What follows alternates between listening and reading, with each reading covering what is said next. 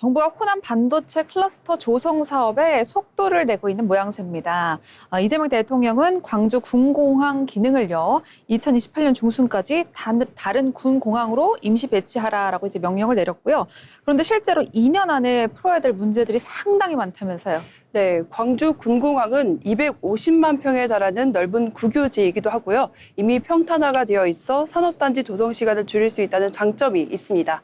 하지만 반도체 공장을 지으려면 물과 전력은 물론 군사시설 이전과 한미 협의까지 동시에 해결해야 하는 문제가 있습니다. 네, 첫 번째 과제는요, 먼저 물입니다. 이제 광주 같은 경우는 과거 이제 가뭄으로 농업용수와 생활용수 부족까지 겪었는데, 과연 대규모 반도체 공항 이거 들어서도 되는 걸까요? 네, 이 부분은 꼼꼼하게 따져봐야 합니다. 정부가 예상하는 용수 수요는 하루 65만 톤인데요. 여러 댐과 하수 제2용수를 활용해 2030년까지 확보하겠다는 계획입니다. 특히 농업용인 나주댐 물을 산업용으로 활용을 하고 농업용수는 영산강 물로 대체하는 방안도 포함되어 있습니다. 결국 극심한 가뭄이 다시 발생했을 때 농업과 첨단 산업 모두에 안정적으로 물을 공급할 수 있느냐가 관건인 겁니다. 자, 그럼 물을 뒤로 하고요. 두 번째 문제는 전력 공급입니다. 이 전력 공급은 괜찮을까요?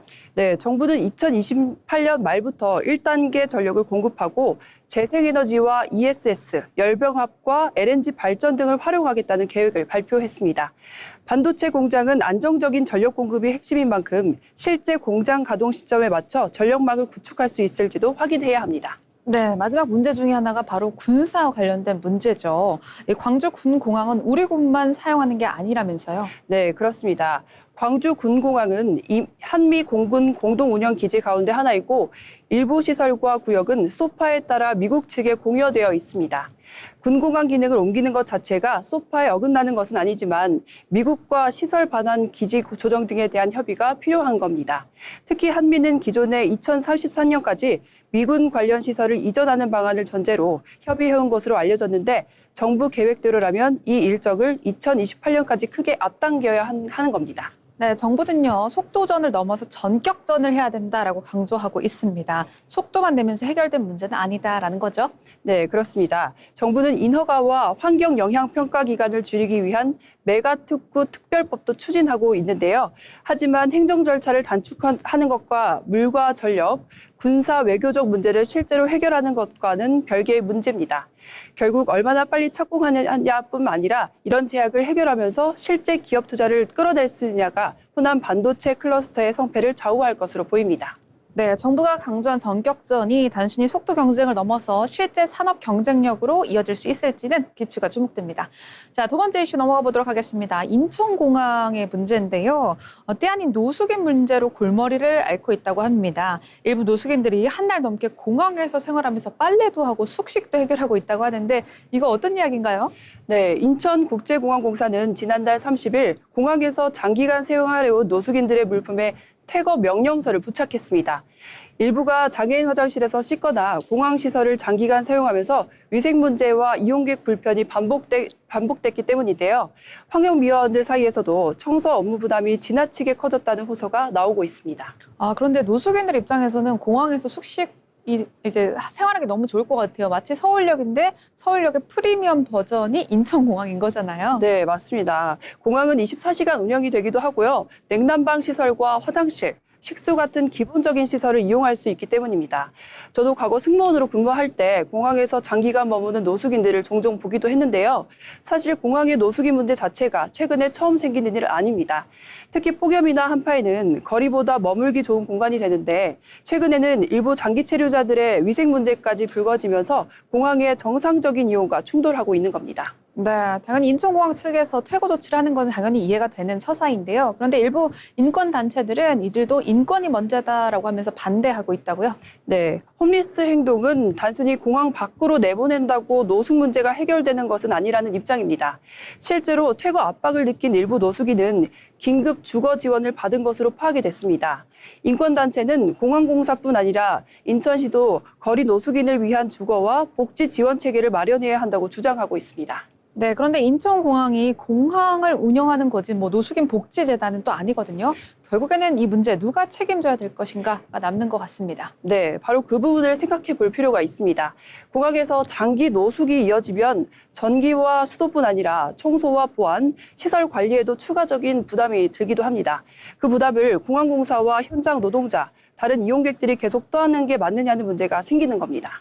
그런데 반대로 노숙인들을 모두 다 내보낸다고 해서 그 문제가 해결되는 것도 아니라면서요. 네, 맞습니다. 공항에서 퇴거시키더라도 주거 문제가 해결되지 않으면 결국 거리나 지하철역 같은 다른 공공시설로 장소만 옮길 가능성이 큽니다.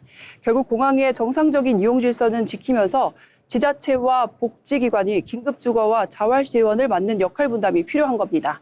노숙 문제를 공항 안에서 보이느냐, 밖에서 보이느냐의 문제로 작품에서는 해결하기 어렵다는 겁니다.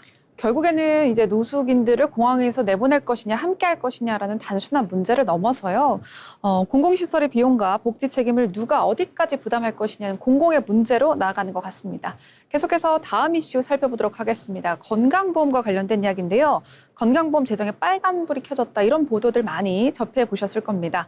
올해 1분기에만 무려 4조 원 가까운 적자가 났다고 하는데 정말 곳간에 빨간불이 들어선 겁니까?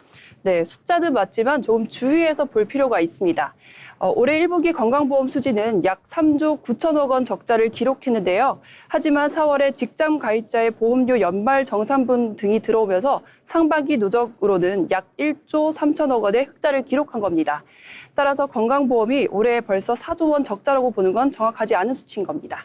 그러면요. 건강보험 재정은 저희가 걱정 안 해도 될까요? 네, 그것도 아닙니다. 지난해 건강보험은 4,996억 원의 흑자를 기록했지만 흑자 규모가 빠르게 줄고 있는 건데요. 보험료를 내는 생산 연령 인구는 줄고 의료 이용이 많은 고령층은 늘어나면서 장기적으로 수입보다 지출이 빠르게 증가할 가능성이 크기 때문입니다. 그런데 건강보험도 쌓아놓은 어떤 투자금을 통해서 수익을 내고 있지 않을까요? 최근에 주식시장도 좋았는데 이런 것들은 재정에 도움이 되지 않는지 궁금하네요. 네, 건강보험도 당장 사용하지 않은 준비금을 운용해서 수익을 내고는 있습니다. 다만 국민연금과는 성격이 조금 다른데요. 국민연금은 장기간 쌓아둔 적립금을 국내외 주식과 채권 등에 적극적으로 투자를 하지만 건강보험은 매년 거둔 보험료로 의료비를 지급하는 단기 보험이기 때문에 유동성과 안정성이 훨씬 중요합니다. 따라서 준비금 역시 채권과 예금 등 상대적으로 안전한 자산을 중심으로 운용하고 있는 겁니다. 그렇다면 이러한 증시 호황이 건강보험에는 사실 별다른 영향을 미치지 못하고 있는 거군요. 네, 간접적인 효과는 있습니다. 기업 실적이 좋아져서 임금과 성과급이 늘어나면 직장 가입자의 건강보험료 수입도 증가할 수 있는 건데요. 건강보험료가 근로자의 보수에 연동되기 때문입니다.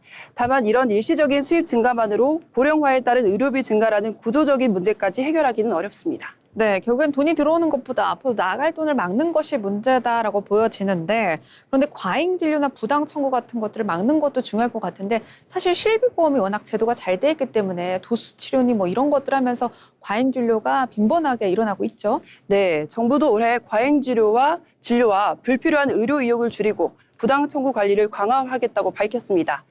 필수 의료나 중증 질환처럼 필요한 보장은 유지하면서 불필요하게 새는 돈을 얼마나 줄일 수 있느냐가 중요한 과제입니다. 네, 결국엔 이런 부담들이 건강보험료 인상으로 이어질 수밖에 없겠습니다. 네, 이미 올해 그 건강보험률은 7.09%에서 7.19%로 올랐습니다. 직장 가입자의 월 평균 본인 부담 보험료도 약 2,200원 증가했는데요. 앞으로 재정 부담이 더 커진다면 보험료를 더 거둘지, 정부 지원을 더 늘릴지, 의료비 지출을 더 강하게 관리할지 결국 선택해야 하는 겁니다. 그러니까 1분기 4조 원이라는 숫자를 보고 저희가 지나치게 걱정할 필요도 없지만 또 건강보험이 위기라고 할 필요도 없지만 장기적으로는 또 안심할 수도 없는 상황이다 이렇게 정리할 수 있겠네요. 네, 건강보험에는 아직 상당한 준비금이 있고 현재 상반기 수지도 흑자인 상태입니다. 하지만 고령화로 보험료를 낼 사람은 줄고 있고 의료비를 쓸 사람은 늘어나는 구조 자체는 바뀌지 않았습니다. 증시 호황이나 준비금 운용 수익만으로 해결할 수 없는 문제인 만큼 건강보험을 지속 가능하게 유지할 방법을 지금부터 고민해야 하는 상태입니다. 네, 당장의 적자 규모보다는 앞으로의 구조가 더 중요하다라고 보여지는데요. 우리가 매달 내는 건강보험료와 직결되는 문제인 만큼 저희가 꼼꼼하게 살펴봐야겠습니다. 지금까지 편지혜 기자와 함께한 경제톡톡이었습니다.